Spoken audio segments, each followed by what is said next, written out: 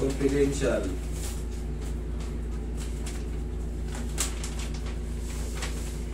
Negative or fracture, okay. The cortical outlines of the visual structure are intact. Image joint space are maintained. Soft tissue structure are unremarkable. Nasaan yung ano? Ano ba nangyari sa'yo? Una? Sir pagtalong ko, biglang pagbagsak ko na ano to. Yumanig, parang lumalaw. Yumanig, tapos bigla akong napaupo. Napaupo ka na nakatiklop yung tuhod mo o...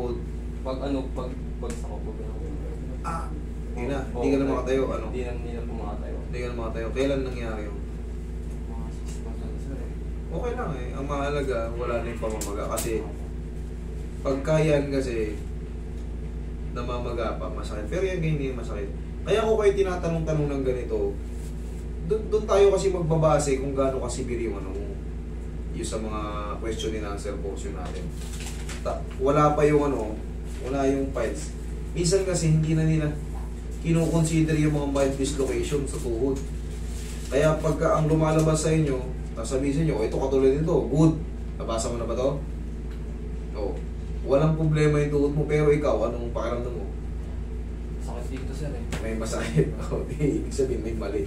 Sige, ika nyo. Balik mo yung shoes mo. Saka pag sir, pag gumaganto ako, may tumutunog. Yung sa ganito. Walang problema sa clicking. Huwag lang siyang masakit. Pero pag masakit, problema yun. Pero kung lagatik-lagatik lang, sige, dadamay ko na yan. Kasi, dito sa ganito sir. sige, balik mo yung shoes mo. Dadamay ko na lahat dyan. Sige, higa ka. Wait ako. Sige, relax ka lang, tumata ka. Dito siya sumasakit pag iniipit mo. Opo. Ito. Tumutunog po pag nakaganon po. Gaya nga nasabi ko, yung tunog-tunog na yan, okay lang yan. Mamaya pararamdaman ko sa kanya yung tuhod ko. Basta, walang masakit. Nakakatakbo ka, nakakatalon ka, nakakatadyak ka. Pero kung yung paglagotok niya, aray, tapos hindi mo ma-straight o hindi mo lalo matubi, yan, ibig sabihin yan, nakano yan. Pero kung takbo-takbo, nakakasayaw ka po, wala yan, nakakapag-basketball ka. Normal lang yun. Nagiging normal yun yung mga clicking. Basta wag lang pain. Pag may pain siyang pumasok dyan, pag lumagotok, ayun na, iba na yan. Adjust natin para mawala yung pain.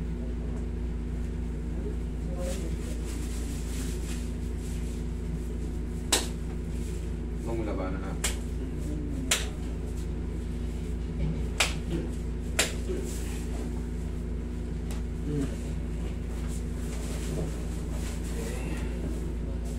Naramdaman ko may tumunog sa loob. Yun lang naman yun. Alam mo, pag nakita mo yung x-ray ng tuhod, pag nakita niyo yung x-ray ng tuhod, nakaganito lang siya. Oh. Bakit ko niyayanig? Bakit ko pinapalo rito? Para madulas naman yung tuhod.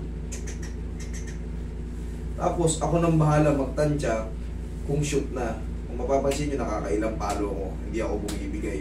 Kumbaga, hindi ko tinitigilan hanggat hindi ko nararamdaman na may umuusog. Nasa aking kamay, kumbaga, ako nang bahala. Kumbaga, sa kamay ko, natatansya ko na kung dapat ko naman tigilan. Or, hatakin ba? Mamaya hatakin ko pa para sigurado. Safe naman yung hatak na yan, basta diretso. Or, pag kayo naman, sisipa nyo ng diretso, tigasan nyo yung paa nyo. Itong tulong ng mga massage na to, syempre, pagka nagkaroon kayo ng mga mild twist, o sabihin natin na twisted ni kayo, malaking bagay yan pag namamassage yung mga tendon, mga muscle nyo, gumiginawa sila. Adjustment plus massage equals very good.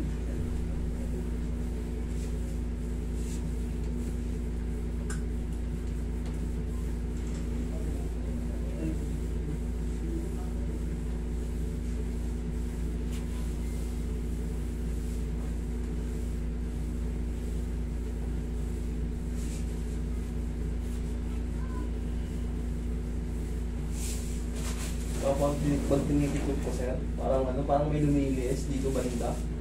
Sa ganito. Sa muscle niya sa ibabaw? Oo. Sige. Mamaya, check lang natin yan. Nagilid ka, parang sa balakang mo matris na rin, nagilid ka. Ganito. Yan. Ma-check natin.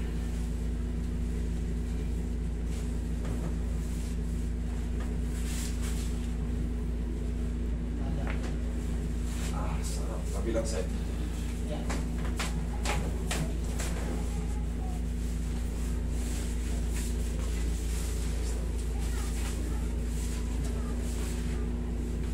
Huwag mo lang ginawang mukha mo. Yan.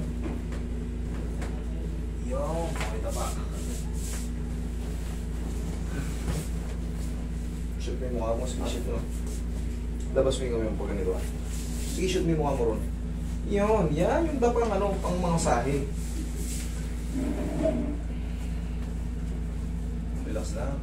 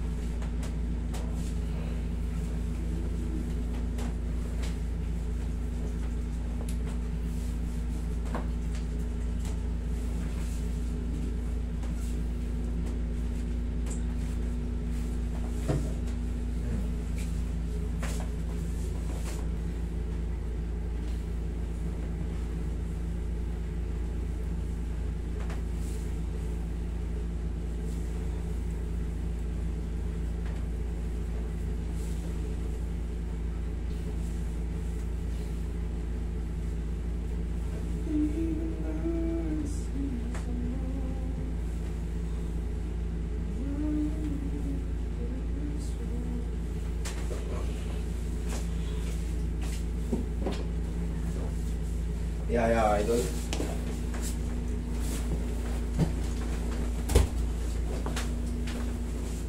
Tigasan mo to, ito yung sinasabi ko. Tigasan mo to.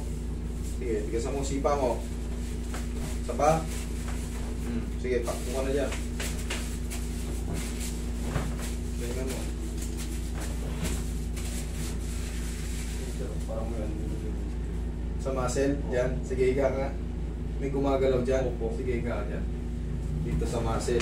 Pero dito, wala rito. Okay naman dito.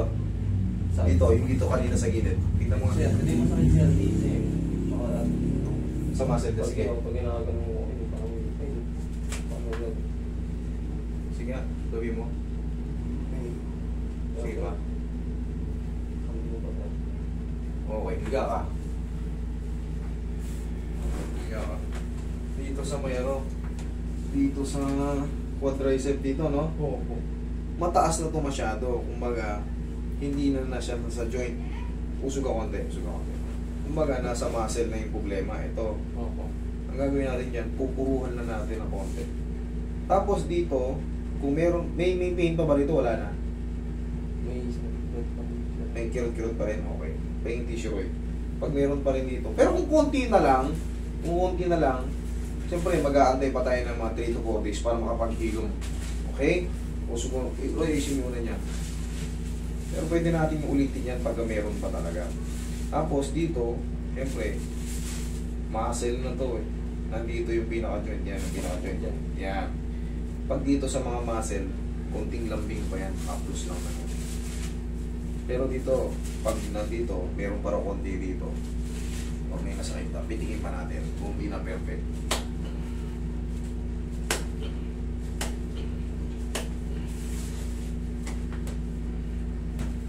Kung bigasan.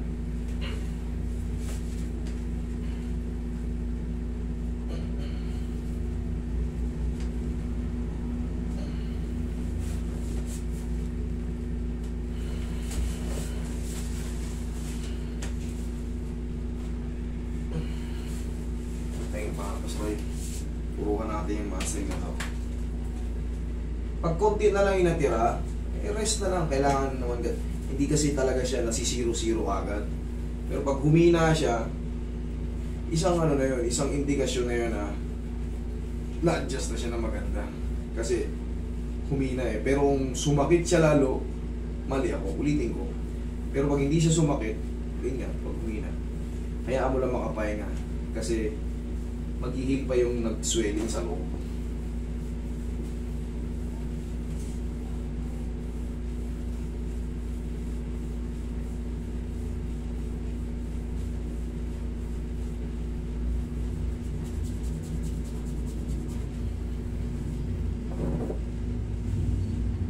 Okay naman, wala masakit.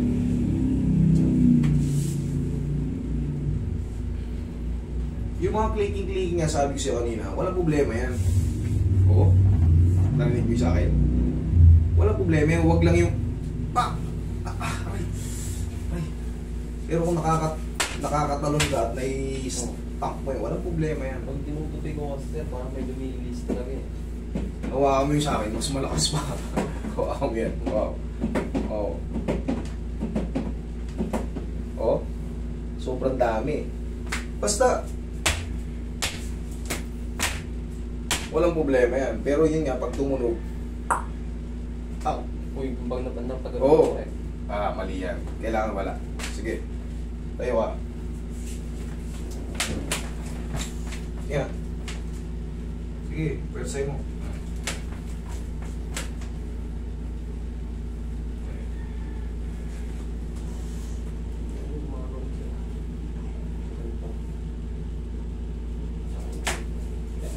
Sige. Ayun yung sinasabi yung tumutunog. Oo, okay naman eh. Pag dito. Yun. Okay, nagets na kita. Okay, upo ka. Nagets na kita. Yung upo ka lang. Yung parang feeling mo sumasala. Opo. Gumaganon. Parang lumilis. Oo, gumaganyan. Pero naibabalik din. Ang pinaka-the best dyan, total, wala naman yung pain. Walang malo. Lalagyan mo muna siya ng knee support, tapos magpabike-bike ka muna. Huwag mong sanayin na gumaganon. Alam mo kung bakit? Katagalan, ma-overstretch yung mga ligaments. Lalakas siya. Nagigets na kita. Pag pinitektosan mo na, pag gaganyan, okay lang. Pero pag ginanon mo, May gumaganon. yan na. Oo. Gumaganon na oh.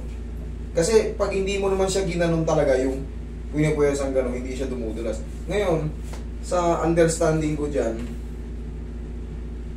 katagalan, mas luluwag pa yan pag yung hinahanap mo talaga siyang ginaganon. Huwag mong hanapin. Kung makakalaro ka, makaka-normal ka naman ng mga ganyan-ganyan, nakakaganyan ka. Hayaan mo lang siya. Huwag mo siyang piliting hanapin gumanon. Bakit? Katagalan, parang goma na yan. Ganun-ganunin yung goma. Pag tumagal, yung dating ganito, pag ginanong-ganong mo yung goma, maluwag na. Ganon din sa ligaments. So, ikaw rin ang magsasuffer bandang uli. Kung wala namang masakit, ang pinaka-the best niyan, maglalagay tayo ng knee support. Pag nag-knee support tayo, huwag mo muna nating ilaro. I-rehab mo muna yung tuhod mo. 140? Para lumakas yung dito mo. Kasi pag ganyan, injury ka, tapos pinipilit natin lalo lang lalala. Hayaan mo natin makarecover yung mga ligaments natin na na-overstretch. Okay? Tapos knee support lang. Knee support muna. Sige, upo. Yan. Punta mo. Maiipit mo naman. Okay naman siya. Ngayon, knee support lang yun, idol. Para makapagbalik muna yung healthy ng tuhod mo. Okay?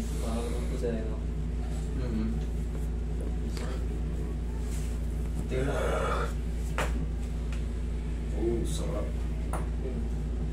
Ay yan, pag ginaganon mo siya, yung nilulubog mo rin itong pag gano'n. Parang may Hindi sir, maluwag na yung tuhod mo sir. Yun ang assessment ko sir, upo ka. Maluwag na yung tuhod mo sir, hindi siya talaga nakaliis.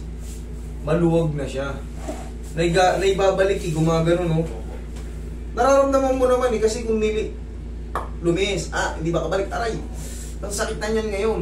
Kasi na-twist siya. Pero napapansin mo gumaganon din.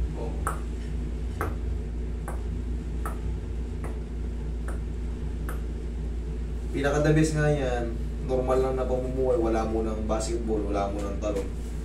Rehab ka muna, lagyan mo muna ng tapos mag-heal din yan, tatagalan, tapos bite muna para maging strong dito. Kahit anong adjust ko dyan, kanina na-adjust ko na yan eh. Ngayon, nakuobserbahan nga natin, pag ginaganon mo, medyo palalim dito pag ganon. Pag hindi mo naman ginanon, nawawala eh.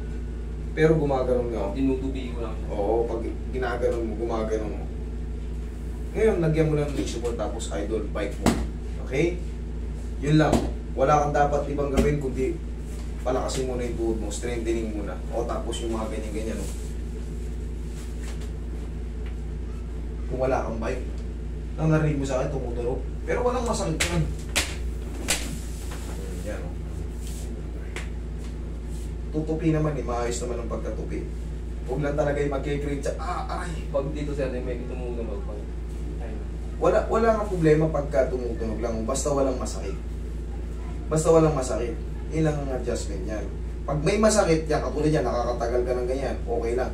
Pero pag yan, masakit, dali. Hindi mo pwede yun. Kailangan lang yan, i-support mo, tapos rehab, bike-bike ka muna. Okay?